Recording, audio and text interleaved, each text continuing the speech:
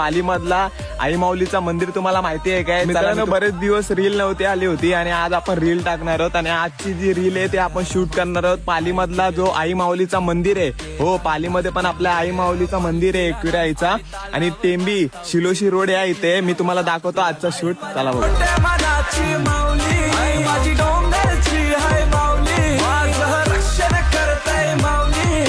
सुखाने